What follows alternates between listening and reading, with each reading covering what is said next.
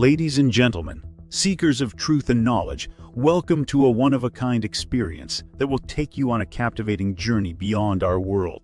Today, we have a special treat for you as we sit down with the renowned Andromedan contactee, Alex Collier. Prepare yourself for a rapid-fire question and answer session that delves into the depths of cosmic wisdom and unveils the mysteries of the universe. As always, please remember to like this video and share it with your friends and family. That way, it gets seen by more truth seekers. So, without further ado, here are today's rapid-fire questions and answers.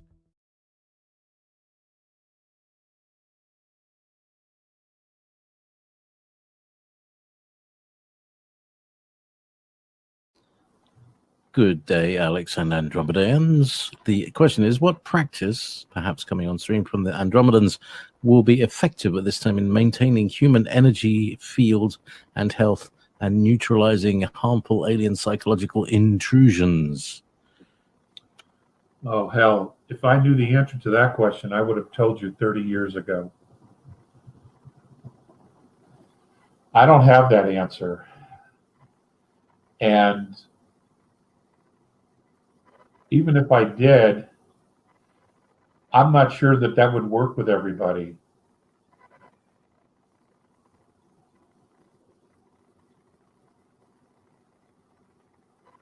But I don't have that answer. I have always been encouraged to go out into nature, to look for places that were quiet, where the energy was clean, which I've expressed to you.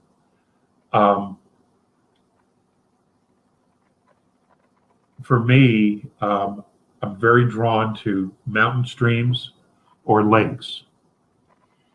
And one of the things that I look for myself is I will look for either a circle of trees or a triangle of trees. And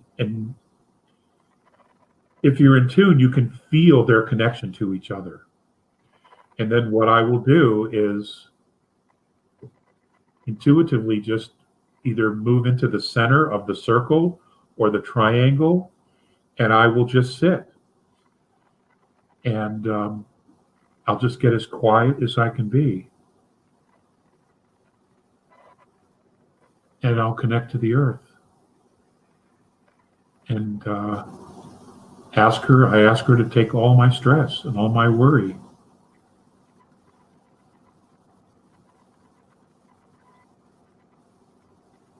And 99.9% of the time it works. And I'm always grateful. I always thank the trees. I know it sounds crazy, but I always thank the trees. I have two right outside the door here in the back. They're on a street, but there's two big pine trees right here. And I have a chair, and I just move it out. And I will just sit out there between the two trees. They're my buddies. And I'll put Merlin on two leashes and give him a little extra room to run around. But I'll just sit in the chair and I'll let him go and he do his sniffing thing. And eventually he calms down and then he'll sit in the grass. Because, he's an Esky. He has a lot of energy. And there are times I'll go out there just to calm his ass down. And me as well. So that's what works for me. Everybody's different. Some of you go to the beach, or go to a pier. Some will go to a cliffside or it's completely different for everyone.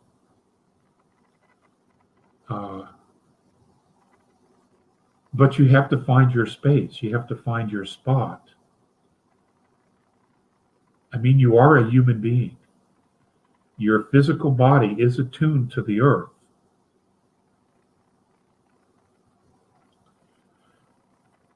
You just have to make the effort, to find out where that place is. It could be in your own home. You've created your own sacred space with rocks and crystals and water fountains and, whatever works for you. whatever works for you. For me, nature's my cathedral. That's where my altar is. It's in nature. That's where I'm drawn to. That's why I love the mountains.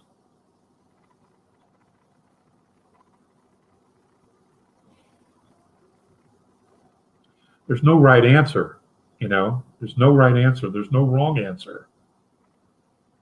It's what works for you.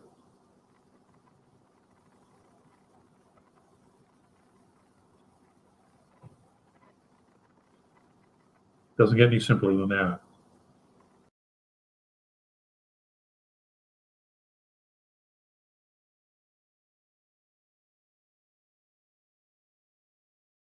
Could you finish answering the question about the amnesia veil being lifted? I remember that.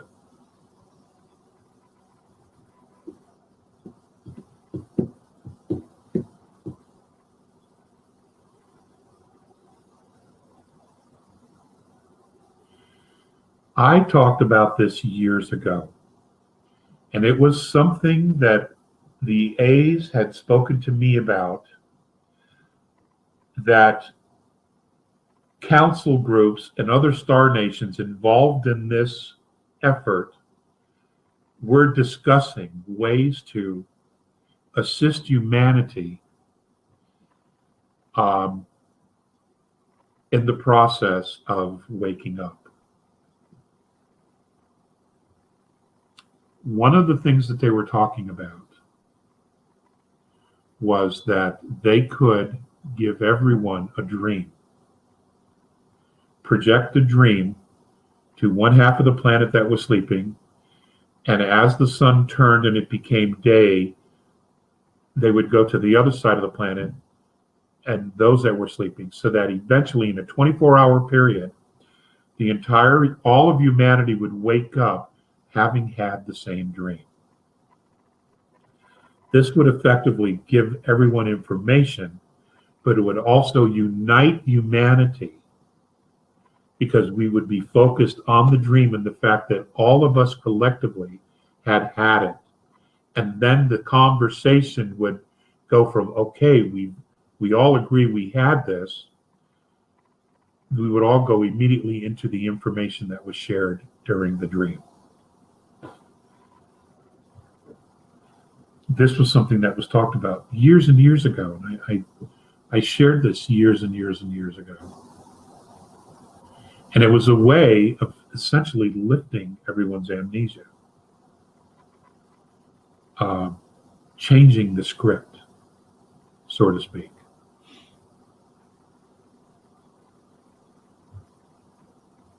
Because that conversation would include all of us. Those of us who have been at the point of this, and it would also bring newbies to the forefront to ask questions, things that we already know the answers to, that we've had a hard time breaking the ice with. It would also make it easier for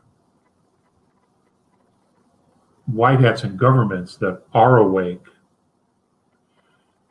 to begin an open dialogue with humanity. So there were a lot of benefits to it. I'm not aware of the shortcomings specifically, but that was one of the things that they were looking at and talking about. So I don't know if there were others, and I don't know if that's something on the table. You see, guys, they don't tell me everything because they know I'm going to tell you. Okay, because I have an obligation to tell you. And I want you to know. I mean, we're family. I want you to know. Where we go one, we go all. I've been practicing that since day one. So, we'll see. We'll see. The landscape constantly keeps changing as the players move, as events shift and change.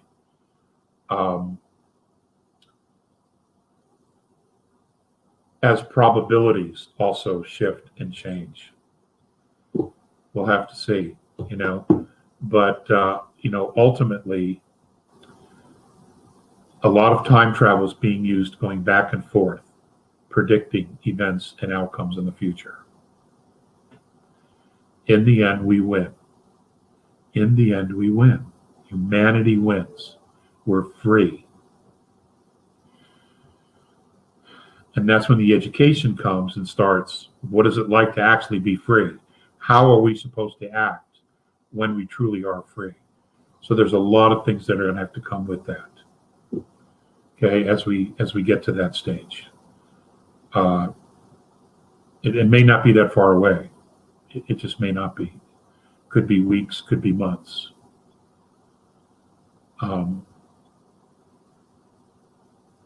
But pay attention to what's going on. You should pay attention to what's going on. Don't listen to the media hype and all that. Just try to focus on the facts. What are the facts?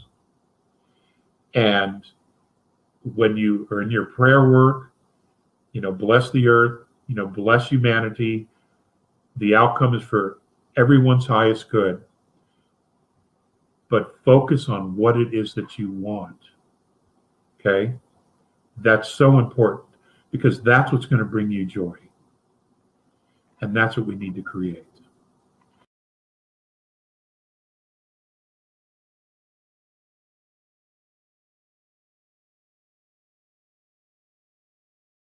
Let's start with a very lovely light. Anyway, this is from Lauren with 13 votes. You have talked about the character of Satan being inspired by a reptilian warlord called Satanaki. Do you know? Satanaki. Yes, Satanaki. Do you know anything about Lucifer? Are they the same person? And if not, how did they end up being lumped together? Well, that would be the Caesars. That would be the Caesars when they edited and rewrote not only the New Testaments, which they did, which is why there are no original Gospels or books from that specific time period.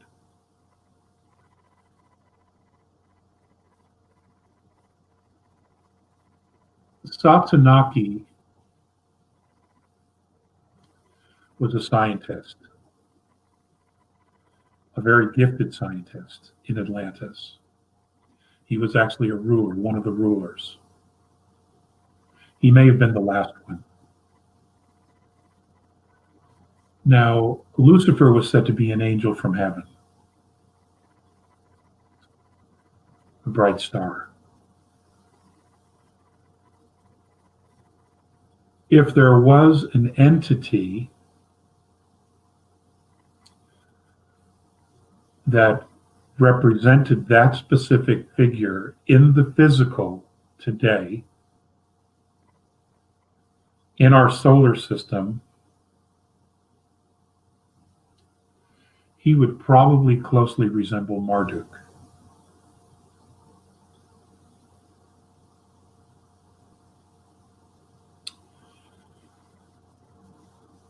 That's a great question, and for those of you who are very curious about that question and how that all evolved into literature here on the planet Earth and a mythology around all of that, I would suggest you go and you get yourself the book, The Gods of Eden by William Bramley. I promise you it's an eye-opener. If you haven't read it, or you haven't read it in many, many, many, many years, it's essentially about a defense contractor researcher who wanted to find out why we always go to war with each other. And it took him in a direction that he never expected. It's very, very well done. And it will give you a very, very good foundation on false history that has been fed to humanity. Why don't you start there? Okay? The Gods of Eden by William Bramley.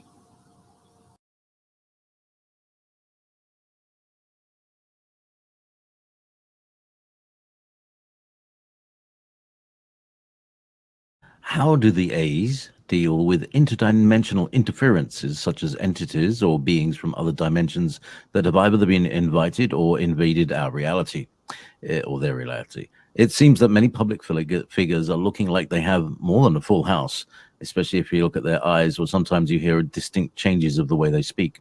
How do they suggest, if they have, to clear ourselves from any interferences? Thank you for your continued care and generosity with these gatherings. Thank you.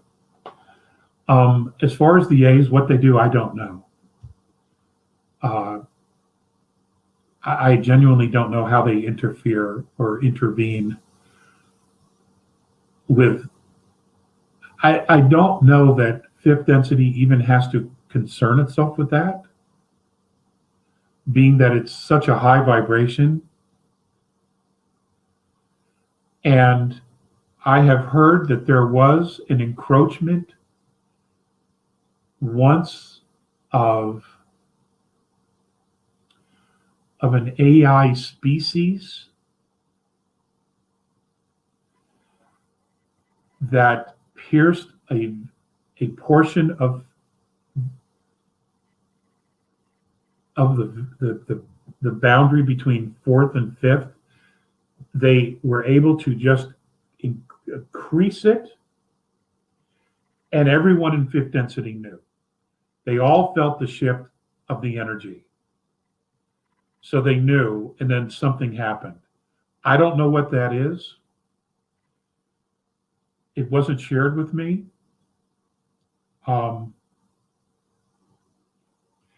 Nor are all my questions answered. So I just simply don't know how to answer that question. I don't know what they would do. I know there was a second part to your question about us here.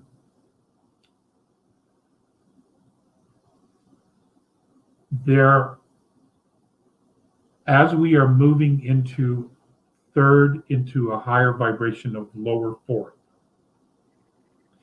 there is a lot of dark energy or stuck entities. And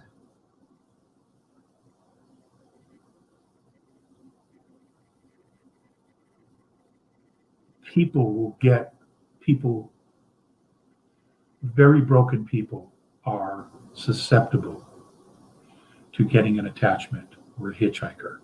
I've heard it say, where a dark entity will attach.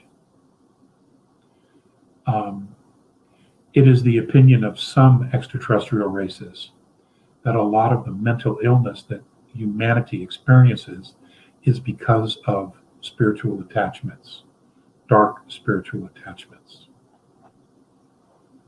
That's something I would like to explore more when I can. But I share that with you. I put that out there with you because there are a lot of people who are clairvoyants, genuine clairvoyants, who can see that. There are people who can see and read auras that are, the real McCoy. Excuse me. That can read those signatures. And that opens up an entire new can of worms. And okay, if people have these things, how do we get rid of them? I've actually just begun researching that myself. I have just begun researching that myself because I want to know, because I want to be able to help. That's all I got on that.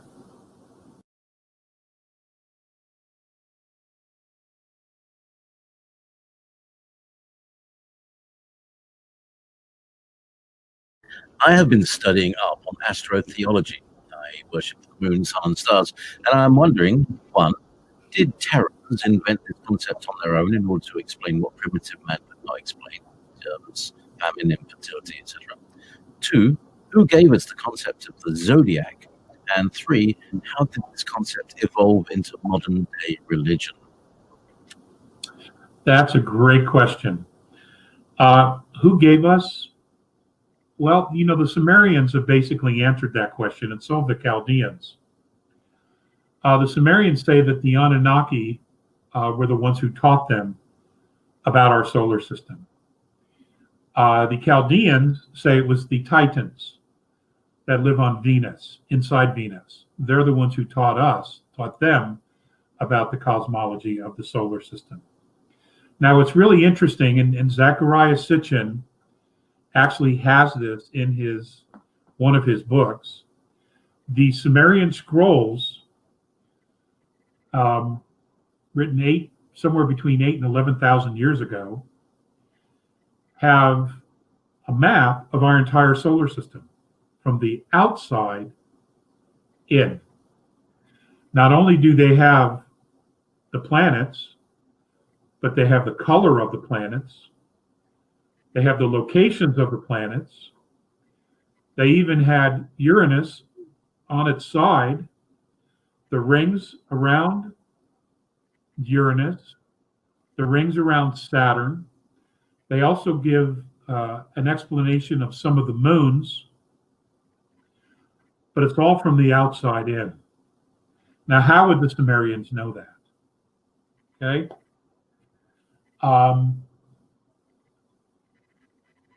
They also talk about the asteroid belt and how it was a planet that was destroyed. Now, that history is available if you look at it. Science calls it mythology. How could it be mythology if it's correct and it's right? It's just, you see, they can't explain it without bringing in the extraterrestrial issue, which they're paid not to. Okay? So, because then they don't get their grants and all that other stuff. It's control the narrative. As far as the A's,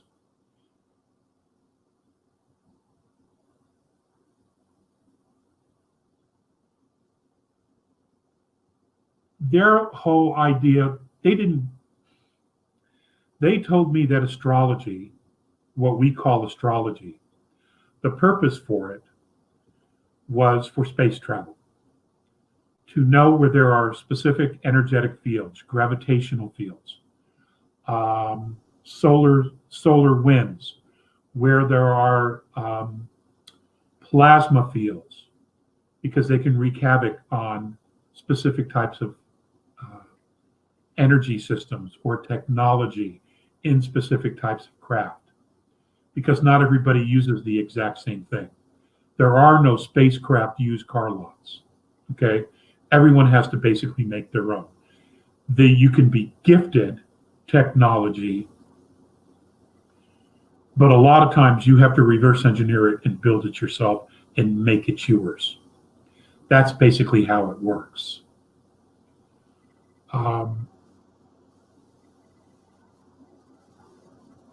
Their attitude is that it was used, it's all about space travel. Now, I'm well aware of astrology. I know there's many different versions of it. I'm not here to judge it one way or the other. Some people swear by it, others don't.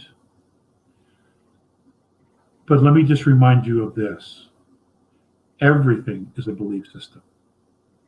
It's all a belief system. If you believe it, it becomes real for you. And then you integrate it into your life because it's real to you. If it isn't real to you, then you don't integrate it. And you don't really even miss it, because your belief system is something different that doesn't include a meteor going through our solar system, screwing up Uranus, you know. So I get a lot of people, Mercury retrograde. I'm not an authority because I don't really buy into that system. A lot of people do, and it's real for them. That's okay. One of these days, we will all know for sure whether it's real or it's not. Okay? So we'll see. We'll see. But for the A's in their specific belief system, and it's just their belief system, this is their perspective. To them, that knowledge is only used in space travel to keep themselves out of harm's way.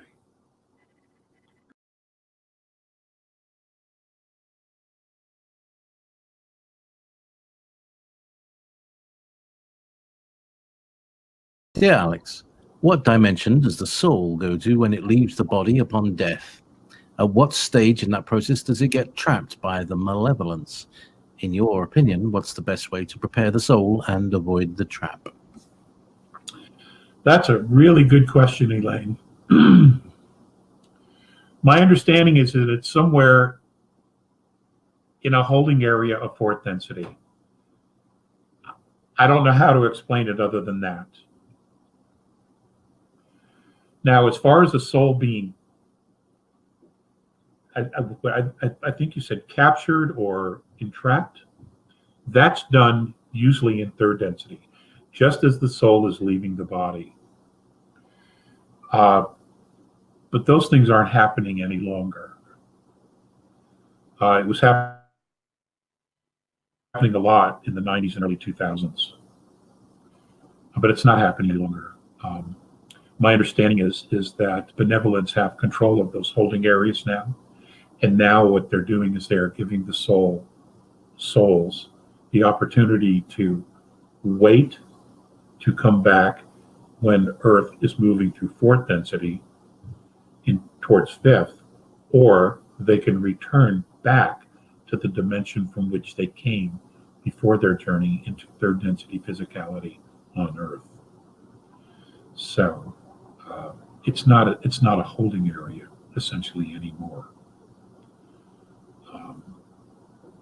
Now, if those souls were in fourth density and fell into third, well, then they're right at home.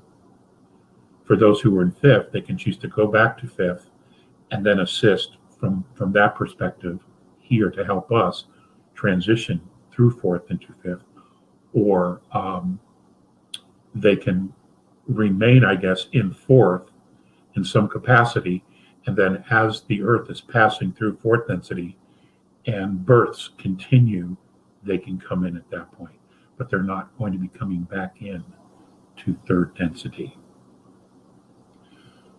because they're, how do I put this? The screwing with the genetic code here is an issue. That's number one. Number two, the clones. That's another issue. And what they're trying to do is to make sure that souls no longer get captured here. So they can't be used as leverage or hostages. I hope that makes sense to you.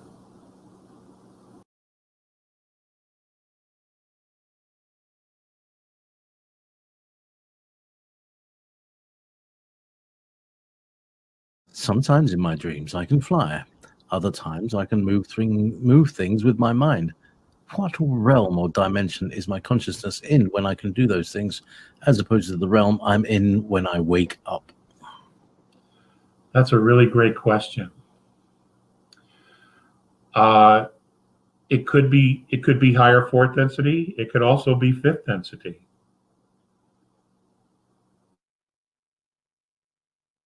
Fifth density travel is possible in the dream state. Essentially what it is that your soul is leaving your body and it's traveling. That's what the Castaneda books were about. Many of the shaman books when you're in those positions, in those places, if you think about a place, do you get there immediately? Do you see the cord that's attached to your solar plex? Do you see that trailing behind you as you're leaving? Because that always stays attached to your body, so you know how to find your way home. Do you have people with you, guiding you and protecting you when you fly? Those are all things you need to pay attention to. Of course, you obviously know, Elaine, about the colors and how quickly everything changes and the more expansive it is, and how much larger you feel, and an overwhelming sense of freedom and well-being that you experience.